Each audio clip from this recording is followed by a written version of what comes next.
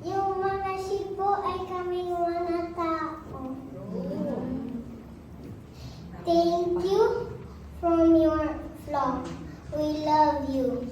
For hearts, because Pastor Alina, Pastor June, Nona Emmy, and Nona Al.